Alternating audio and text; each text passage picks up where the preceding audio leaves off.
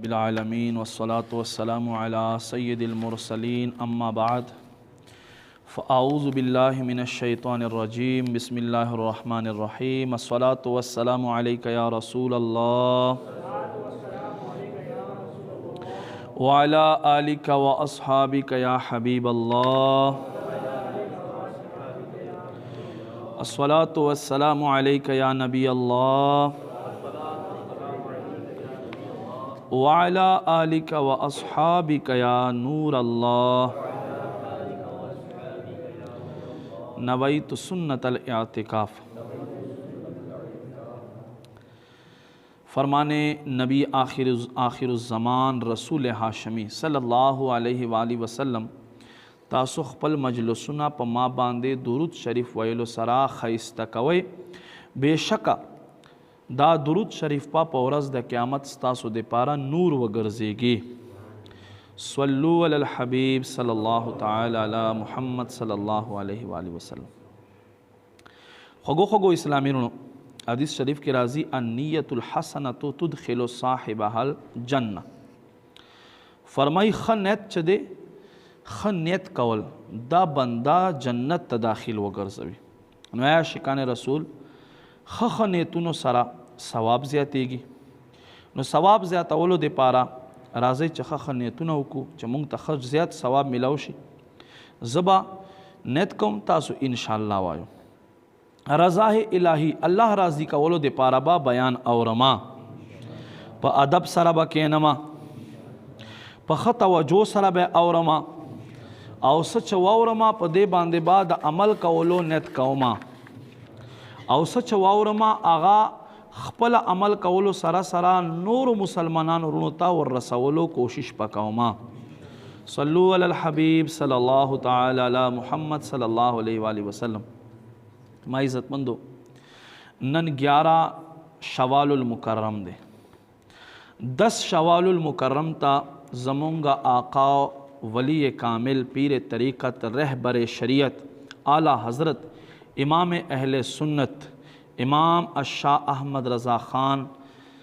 रहमतुल्लाहि अलैहि यौम विलादत ते 10 शवालुल मुकर्रम ता इमाम अहले सुन्नत पैदा शवे दे। यकीनन आला हज़रत इमाम अहले सुन्नत बाबरकत ज़ात दुनियाए इस्लाम दे पारा यो घट नियामत ते। हाँ सवक्त काफिरानो इस्लाम खिलाफ साजिशुना कवल बद मजहबी पे उरूज बांदेवा बिदअतुना आम व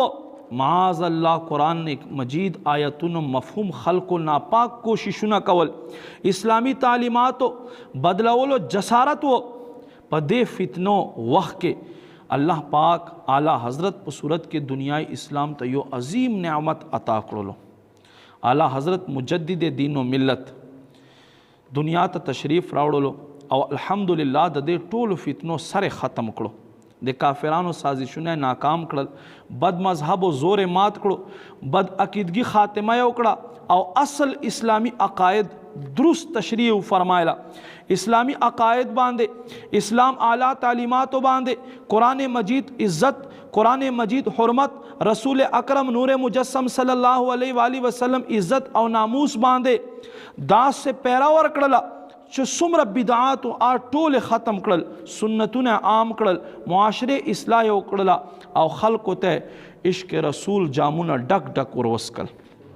और अल्हम्दुलिल्लाह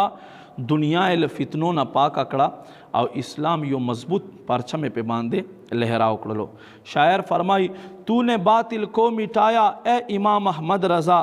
दीन का डंका बजाया ए इमाम अहमद रज़ा ज़ोर बातिल का दलालत का था जिस दम हिंद में तू मुजद्दिद बन के आया ए इमाम अहमद रज़ा हश्र तक जारी रहेगा फैज़ मुर्शिद आपका फैज़ का दरिया बहाया ए इमाम अहमद रज़ा है बदरगाए खुदा अत्तार आजिज़ की दुआ तुझ पे हो रहमत का साया ए इमाम अहमद रज़ा। जमा खगो खगो इस्लामी जमुंगा आला हज़रत इमाम अहले सुन्नत अल्हम्दुलिल्लाह हमा जहत शख्सियत थे यानी हर तरफ ता आला हज़रत سیرت مبارک چې کم پهلو ته ګورې نو بس کمال ښکارېږي. څنګه چې اعلی حضرت یو غټ مفسر دی دقسې زبردست محدث هم دی. چې څنګه اعلی حضرت یو بے مثاله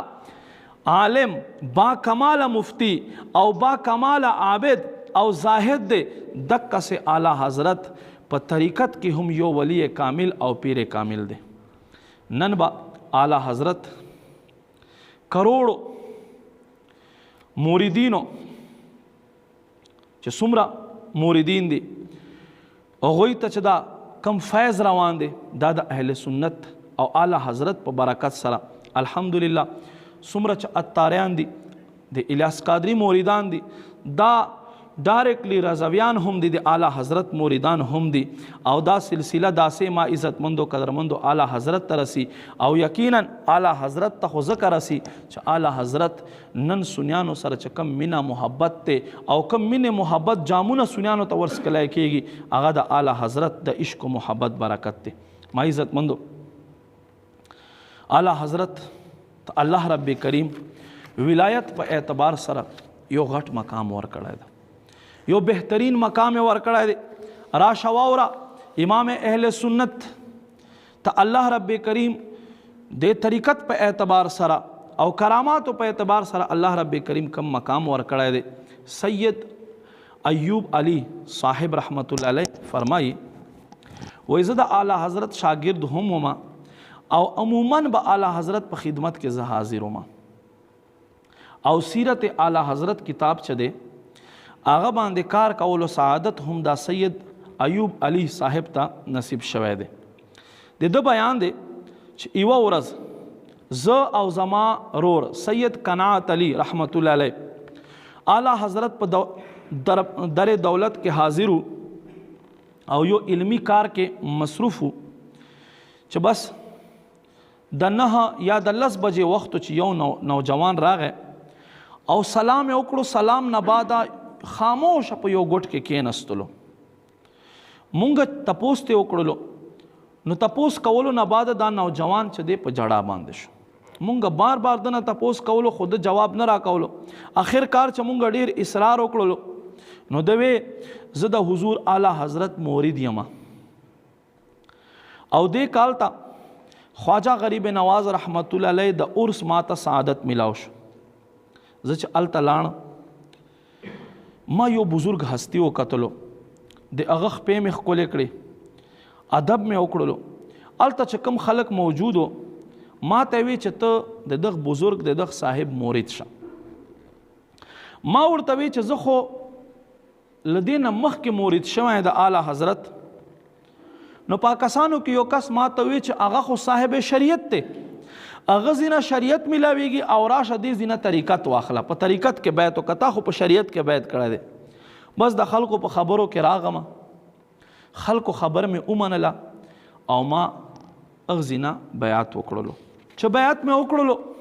څه ګورم شپه شوه ودو شوم سترګې مې ورغې په دې کې امام اهل سنت امام شاه احمد رضا خان رحمت الله علیه ما ته په خوب کې تشریف راوړلو. په مخ باندې جلال دی د غصې آثار دی او داسې لاس راته ونیولو چې راکه زمونږ شجره چې ځان خواته دی ایښودې ده. بس دا خبر کولو چې ما سترګې کولاو شوې زما طبیعت خراب شو. ما به سکول کې پړاو کول هغه مې هم پرېښودلو او بس 24 غنټې زما زړه دا غواړي چې زه ښه ډېر وجاړم.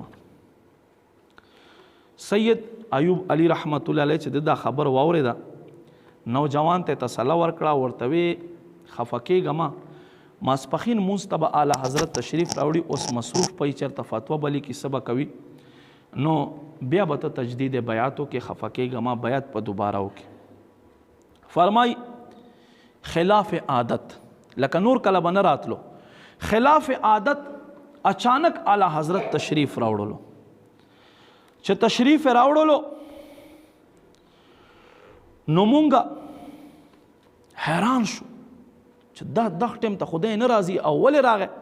نو مونږه تپوس ته وکړو چې تاسو دا زحمت ولې وکړلو په دې وخت کې ولې راغی. خیر نوجوان باندې د غم غلبه وه هغه ته مخ ورغورځولو وایي څه دپاره راغلی گویا کې اعلی حضرت ته خبر دی ځکه خلاف معمول تشریف راوړلو او بیا په مخ باندې د ناراضګۍ آثار ورته وایي ولې راغلی نوجوان په جړا باندې شو بیا یې خپله خبر بیان کړله خو دومره په یری کې په افغان کې و چې داسې اونوي چې حضور ما دوباره وس تجدید بیاتو کا یعنی لاس نیوای میں دوباره تازه کا خیر اعلی حضرت ورته فرمایل ته قیامو کا رستو بګورو واپس تشریف وړلو سید ایوب علی رحمت الله علیه فرمای نوجوان ته مونږ ته صلاح ورکړه چې ته پاته شه الله بخیر کی ماسپخین وخت شو ماسپخین په وخت کې اعلی حضرت چې تشریف راوړلو دې نوجوان بیا دا بیات ذکر ورته وکړلو اعلی حضرت ورته فرمایل چې ته یو ځل الته بیات شوی نو بیا دوباره لمانه ولې بیات لې دوباره ولې لاس نیوای کوي وی دوی چې حضور زما قصور ما ته معاف کا او زه نشم پوه او دوباره باید دې دپاره کوم چې زما په زړه کې یو ټک دی یو خار دی چې هغه خار وځي او زما دا خفګان ختم شي بیا اعلی حضرت نصیحت ګلونه د تر مخ وشیندل سی ورته فرمایل ورته فرمایل خلق مرید کول دا زما شوق نه دی لکه نن سبا داسې خلک هم شته دي چې فخري وایي یاره ما دومره مریدان دي اعلی حضرت فرمایي خلق بیعت کول لاس نیوی ورکول دا زما شوق نه دی خو دې دپاره زه خلق بیعت کوم چې خلق په صراط مستقیم باندې قایم شي او بیا یې ورته فرمایل دا ټیک نه دی چې ته په یوې دروازې باندې ولاړې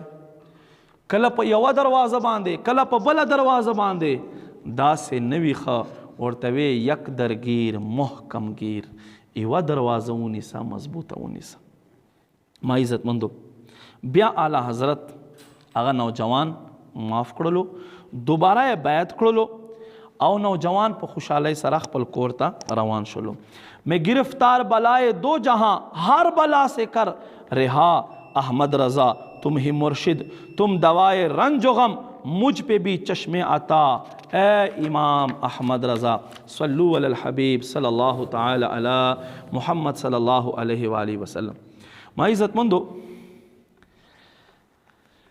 لکه مونږ ګورو ډیر خلک داسې وي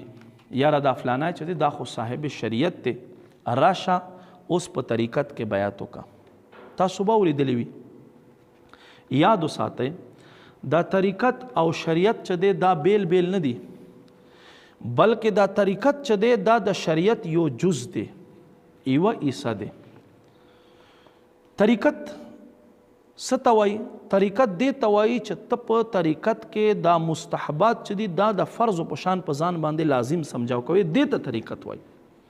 خو نن افسوس دا دی چې مونږ خلکو طریقت ته یو بل تعلق ورکړلو اوږده اوږده ویښته لس لس ګوتۍ او خلاف شرع جامې خلاف شرع عادتونه خلاف شرع زندگی تیرول گریوان کلاو بس او ویخته شیندلی شوي یاره دا سړی خو ډېر صاحب طریقت دی او دا ډېر کمال ته رسېدلی سړی دی نه نه ما عزت مندو یاد وساتئ دا هغه خلک وي چې دوی شریعت له طریقت نه بیل سمجاو کوي ځان ته کامل موریدان وایي او کثرت سره عبادت دوی ته خوند نه ورکوي بلکې تر دې پورې چې کوم صاحب شریعتي معاذ الله کله کله هغوی خلکو پورې خنداګانې هم کوي هغه پورې خنداګانې هم کوي زمونږ یو عالم دین بیان کولو په یو ریل کې ما سره یو دغه صاحب طریقت روانو اوس وی چې مونځ ټیم به شو ګاډی به ودرېدو ریل به ودرېدو مونږ به مونځ وکړو وایي ما هغه ته ووې موریدینو ته ډېر شی موریدینو سره چې یاره مونځ ټیم دی دا صاحب چې دی تاسو دا صاحب مونځ نه کوي راځئ که نه چې جمع وکړو ویا یو مورید وی چې زمونږ پیر صاحب وایي چې میری اندر اندر ہو جاتی ہے دن دن عرص وشي وای چې کله یو ځای کې ودرېدو او د لوټه واخیسته او باتروم ته تلو وای ما آواز پې باندې وکړه چې یہ بھی اندر اندر کر لو نه مونځ خو دې دننه دننه وشي خو دا هم دننه دننه وکړه که نه یاد وساتئ دا خلک اسلام په نوم باندې دبه دی دا خلق نقصان ورکوي ما عزت مندو قدرمندو کم خلق چې د شریعت پاسداری وي یقینا دا خلق کامیاب دي او دا خلق صحیح خلق دي او ما عزت مندو قدرمندو بیا ډیر خلق د پیر جوړولو فائدو نه خبر د پیر جوړولو ډیر غټه فائدې دي هغه دا دی چې پیر په برکت سره به ته دین ته رانږدې کېږي تا سره به د دین احکامو تا ته فایدو پته لګي د بله غټه خبرې دا دی چې ستا ایمان به بچ سی حشر تک جاری رہے گا فیض مرشد آپ کا فیض کا دریا بہایا اے امام احمد رضا اے امام اہل سنہ نائب شاہ امم کیجئے ہم پر بھی سایہ اے امام احمد رضا ما عزت مندو قدرمندو امام اہل سنت امام شاہ احمد رضا خان فاضل بریلوی رحمۃ اللہ علیہ فتاوی رضویہ جلد نمبر 26 صفحہ نمبر 586 کے فرمائی وہ فرمائی بیعت بے شکا سنت محبوبہ دے یعنی دا خوک سنت تے بیعت کول دا دا صحابہ کرام سنت تے لاس نیوائے کول دا صحابہ کرام سنت تے او نبی پاک صلی اللہ علیہ وآلہ وسلم خپل صحابہ بیعت کړی دي او خپل لاس مبارک د دوی په لاسونو باندې ایښود او د یو بیعت ذکر خو الله رب کریم په شپږویشتمه سپاره سورہ فتح آیت نمبر 18 کې الله فرمائی لقد رضی اللہ عن المؤمنین اذ یبایعونک تحت الشجرہ فرمائی بے شکا اللہ راضی دے اغو ایمان والو نا سو وخت چې اے محبوب دوی اغبوټی لاندې تا بیعت وکړو تا لاس نیوای وکړلو فتاوی رضویہ جلد نمبر 26 صفحہ نمبر 575 کے اعلی حضرت دیو حدیث خلاصہ روایت کے فرمائیے وے من لا شیخ له فشیخه الشیطان چې کم سړی پیر نوی د هغه انسان پیر چې دی هغه شیطان دی د دې روایت پورا مصداق هغه خلق دي چې مشایخ کرام اړول سره منی نه اے خوګو اسلامینو بعضې خلق په وسوسه کې وي وای یاره ما ته د پیر څه ضرورت دی زه خو مونځ او دس هم کوم روجې هم نیسم نفلي عبادات ډېر زیات کوم له ګناهونو ځان ساتم نو لہذا ما ته د پیر جوړولو څه ضرورت نشته چې زه یو خپل ځان دپاره پیر جوړ کما بلکې زه داسې خیمه داسې خلکو په خدمت کې عرض دی چې اول خو هغه نه دا تپوس وکړه چې ته خو ځان ته ښه وایې ځان ته ښه سړی ویل دا څه شی دی چې یو سړی ځان ته ښه سړی ووایي په دې کې د خودپسندۍ بین دی چې دی خودپسندي شکار دی دی ځان ته ښه سړی وایي دی خپل ځان خوښوي نو دا نقصان دی او دویم دا چې څومره هم یو سړی رسېدلی وي ده ته پکار ده چې پیر کامل تلاش وکړي او یو ښه نسبت حاصل کړي ولې چې ښه نسبت بغیر چې دی معرفت درجات سړی ته نه ملاویږي بلکې دشواری سړی ته راشي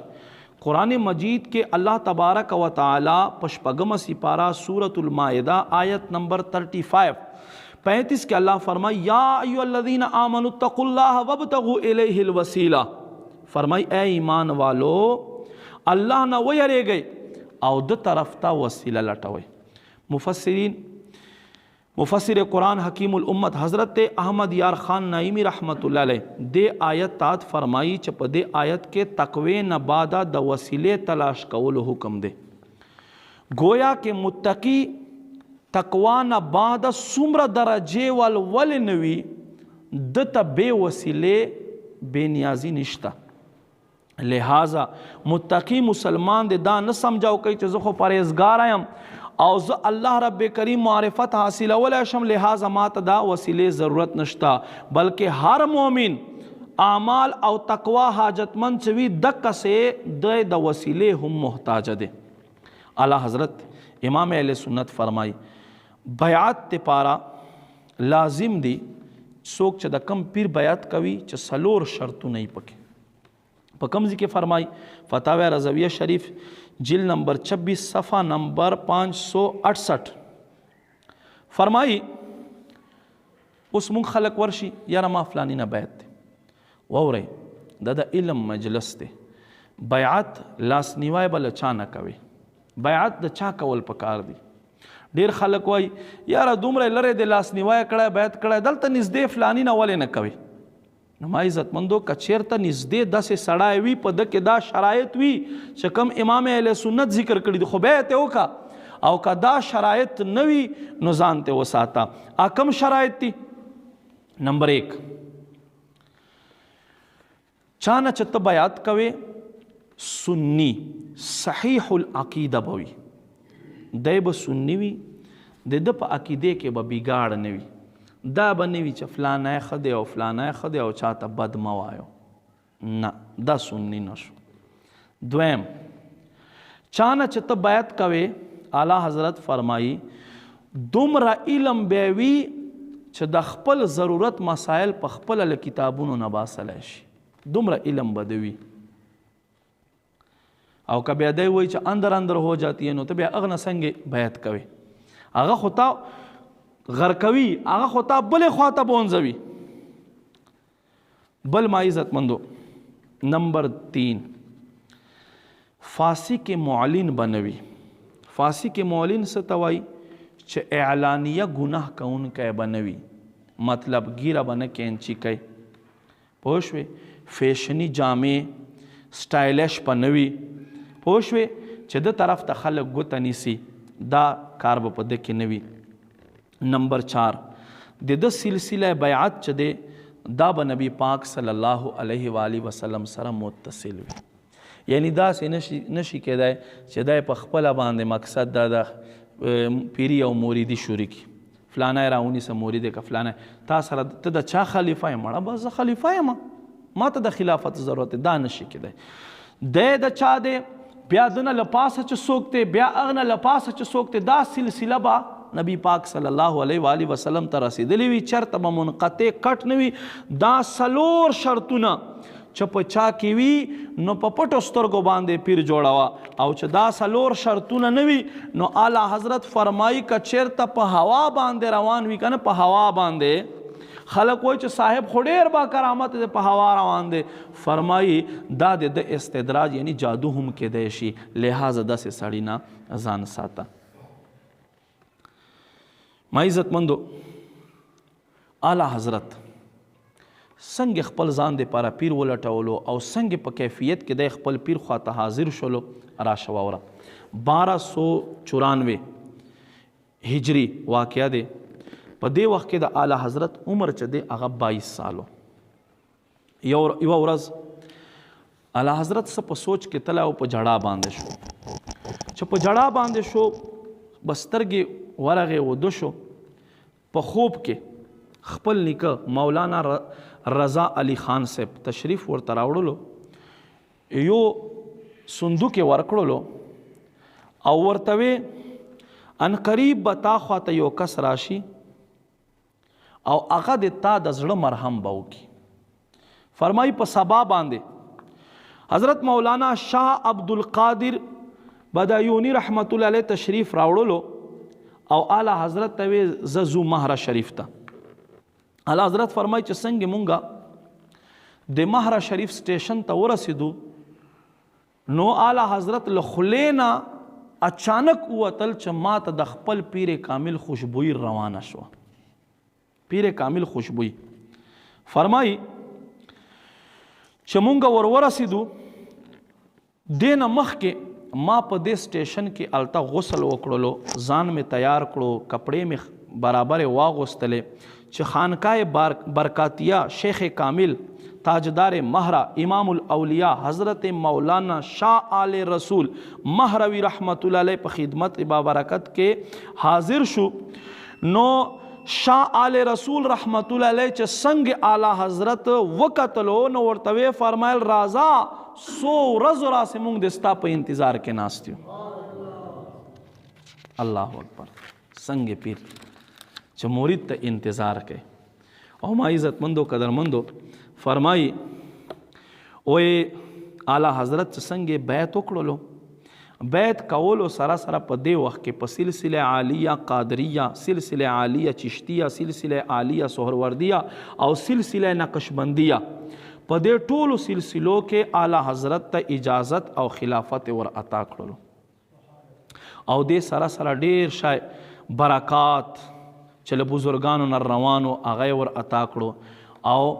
یو وړکوټه صندوق ور عطا کړو سید آل رسول رحمت الله علیه چې په هغې کې مخصوص وظایف و چې دا ما ستا دپاره ایښودې دي.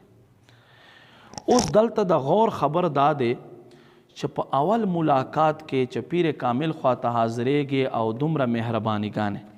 واورئ د سید آل رسول جانشین او د در مسای سید ابوالحسین احمد نوری رحمت الله علیه دلته موجود و. هغه ورته وایي ای زما نیکه مبارکه کلونو راسته دلته خلکو باندې وظایف کوي، یو کال بعد چاته یو وظیفه ورکې، چاته 2 کالو بعد یو وظیفه ورکې. عجیبه خبر دی. مولانا احمد رضا راغی بس راتک سره چې څنګه د بیعت کړو ورسره د 4 واړو سلسلو خلافت هم ورکړو او دا لاسکه مخصوص وظایف او اجازتونه د هم ورکړل. دا وجه څه دی؟ بلکې دومره خلیفګان د کلونو راسې تاسو خواته حاضر دي، هغوی تاسو داسې عنایتونه برکتونه مهرباني نه دي کړي چې تاسو بس په راتګ سره په دغه سړي باندې تاسو مهربان شئ. او عمر هم کم دی، حالانکه دلته تاسو خواته خلکو ګیرې سپینې کړې او دا د 22 سال ځوان دی او تا دته هر څه ورکړه. نو سی وې دا سوال چې د خپل مسیح واورېدلو په سترګو کې اوښ کې راغی. وی ای خلکو تاسو احمد رضا څه پیژنئ؟ بیا یې وی زه فکرمند وم. سید آل رسول رحمت الله علیه فرمایي زه فکرمند وم چې په ورځ د قیامت نبی پاک صلی الله علیه و آله وسلم مانه تپوسو کی چې تا څه راوړي دي ما خواته. نو زه دې ته فکرمند چې زه به حضور په بارګاه څه وایم چې څوک مې درته راوړی دی. خو اوس الحمدلله هغه فکر ما ختم شو چې په ورځ د قیامت الله له مانه تپوس کوي، الله رسول له مانه تپوس کوي چې څه دې راوړي دي. نو زه به ورته وایم چې ما مولانا احمد رضا خان راوړی دی ستا په دربار. داسې مرید اللہ اکبر. روز محشر اگر مجھ سے پوچھے خدا بول آل رسول تو نے لایا ہے کیا؟ عرض کر دوں گا لایا ہوں احمد رضا، یا خدا یہ امانت سلامت رہے، مسلک اعلیٰ حضرت سلامت رہے. ما عزت مندو قدرمندو شاہ آل رسول چې شاه احمد رضا خان صاحب ته بیعت ورکړلو هغې نه بعد ارشاد فرمایلو وی ما خواته چې څومره خلک راځي دا زنګ آلوده وي بیا هغه زه رو صفا کوم. خو احمد رضا ته چې ما وکتل دا په صفا صاف او شفاف زړه سره ما خواته حاضر شو، بس صرف دته د نسبت ضرورت او هغه نسبت مونږ خواته ورته میلاو شو. گویا کہ امام اہل سنت صرف او صرف نسبت تے پارا حاضر شوی دی. نو ما خوگو اسلامینو مونږ ته پکار دا چې داسې خلکو لمنه مضبوطی سره ونیسو. امام اہل سنت متعلق د هغې زمانې پیرانو صاحبانو څه اظهار رایو واورئ. علی پور سیداں پنجاب پاکستان مشہور بزرگ حضرت مولانا پیر جماعت علی شاہ صاحب چې پاکستان په ازادۍ کې غټ کردار ادا کړی دی. د سید زاده او د حضور غوث پاک له اولاد نه دی. پیر جماعت علی شاہ صاحب فرمائی ما په خوب کې شہنشاہ بغداد سرکار غوث اعظم شیخ عبدالقادر جیلانی رحمت اللہ علیہ زیارت نصیب شمات. حضور غوث پاک ما ته فرمایل وی په هند کې زما یو نائب دی او هغه نوم دی مولانا احمد رضا خان. دکسے شیر ربانی حضرت میاں شیر محمد شرقپوری رحمت اللہ علیہ په خوب کې حضور غوث پاک زیارت ورته نصیب شو. میاں صاحب فرمائی ما ته حضور غوث پاک ما تپوس ته وکړو په خوب کې چې حضور په دنیا کې د ستاسو نائب او څوک ته موجوده په دې پیرانو صاحبانو کې ستاسو نائب څوک دی؟ وایي حضور غوث پاک رحمت الله علیه راته وفرمایل چې په بریلي کې مولانا احمد رضا خان زما نائب دی. ما عزتمندو قدرمندو داسې سید ایوب علی رحمت الله علیه فرمایي په محله غړي کې یو سړی اوسېدو او هغه انجینیرو. وایي دی به بار بار په سفرونو باندې تلو. د بیان دی چې یوې علاقې ته زه لاړم، هغې علاقې د غره په سر باندې یو الله ولی پاته کېدو، خو هغه دا عادت و چې هغه سره به څوک میلاو کېدو نه، او چې څوک به هم د غره ته په ورختلو باندې شروع شو نو له بره نه به ګټې پرې راتلې. نو دا انجینیر صاحب بیان دی چې زه هم د اولیاو ډېر زیات محبت کوونکی ما چې زه به خامخا میلاوېږم. زه ور روان شوم، چې ور روان شوم ما باندې هم له بره نه ګټې را شروع شوې، خو ما وی چې که مړ شوم د ګټو لاندې شوم خو زه به خامخا د سره ملاقات کوم. بس ما ګټو ته نه کتل، اواز به مې غوږو سره اورېدو، مخامخ په راتلې خو ما به خپو ته کتل او روانو. تر دې پورې چې له ګټو نه زه خدای بچ کړم، زه وختمه. چې وختمه ما وکتلو یو نیک بزرگ نورانی چهره وال انسان خپل سر ښکته کړی دی او ناست دی. ما سلام په باندې واچولو، سلام جواب راکړلو او سلام جواب سره سره ما ته وې بابا ته څه دپاره ما خواته راغلی؟ بابا ته څه دپاره ما خواته راغلی؟ ستا عیسی خو مولانا احمد رضا خان خواته پراته دی، ورشه هلته بیعت وکړه. نو دی انجینیر صاحب بیان دی چې زه فوراً راغم، امام اهل سنت په خدمت کې حاضر شوم او بیا مې له ده نه بیعت واخیستلو او د ده په موریدانو کې مې ځان شامل وګرځولو. ما عزتمندو قدرمندو داسې امام اهل سنت متعلق راځي چې ده ته چا قطب الاقطاب ویلی دي. قطب الاقطاب چې دی دا د غوثیت درجه لري، د خپل زمانې غوث ده ته ویلی کېږي، او امام اهل سنت د هغې زمانې اولیاو قطب الاقطاب ویلی دي. او ما عزتمندو قدرمندو یو ځل عبدالسلام جبل پوری رحمت الله علیه فرمایي، وایي زه مفتی برهان الحق صاحب سره مونږ یو مجذوب خواته حاضر شو، په سر باندې ښایسته امامه وه، په تخت باندې ناستو او دلایل الخیرات مطالعه یې کوله. وایي حضور وایي هغه مجذوب چې د امام اهل سنت ښه خدمت وکړلو. کله چې امام اهل سنت په رخصتېدا شو نو زه هغه مجذوب ته ورغلم او ما یې خپې ښکل کړلې او ما ګیرې ته ګوتې وروړلې او ما ورته وی چې ما دپاره دعای خیر وکړه. وایي هغه مجذوب په ملا باندې لاس کېښودلو او بیا امام اهل سنت طرف ته اشاره وکړه چې دخ پسې ځا ټول خیر او ټولې ښېګړې به ستا خواته وي. نو ما عزتمندو قدرمندو دا د هغې زمانې مجذوبو او نیکو خلکو امام اهل سنت متعلق ارشادات دي. مونږ ته پکار ده چې داسې ولی کامل په لاس کې مونږ بیعت شو چې مونږ ته هم د آخرت ته نجات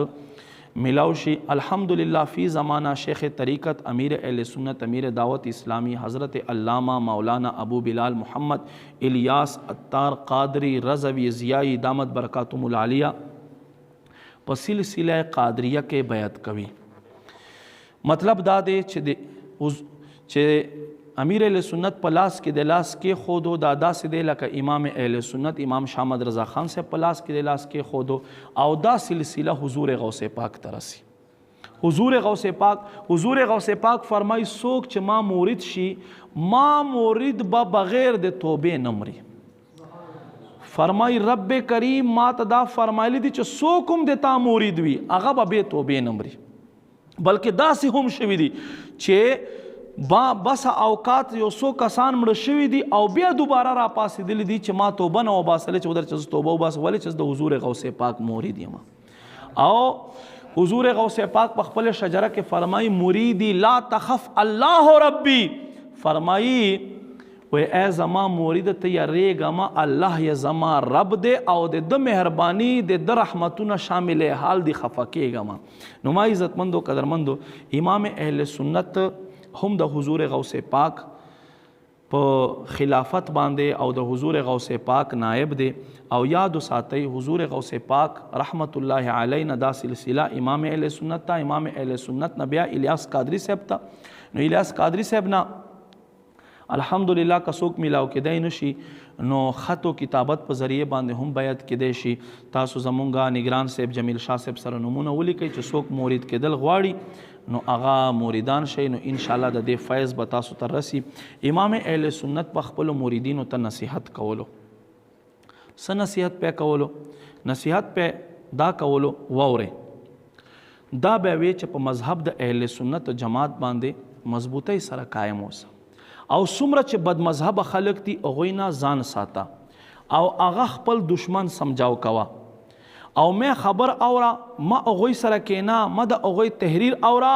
داسې نه چې شیطان معاذ الله د ستا په زړه کې وسوسه واچوي ولې چې وسوسې اچولو کې څه ټایم نه لګي او ته بې لارې نشي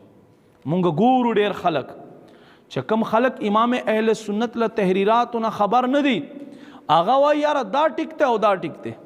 حالانکه امام اهل سنت سلورو کسانو باندې د کفر فتوا دی د هغوی ګستاخۍ له وجې نه او په 14 جلد کې اعلی حضرت فرمایي من شک فی کفری فقد کفر څوک چې د دې کسانو په کفر کې چونکې دوی ګستاخي کړې ده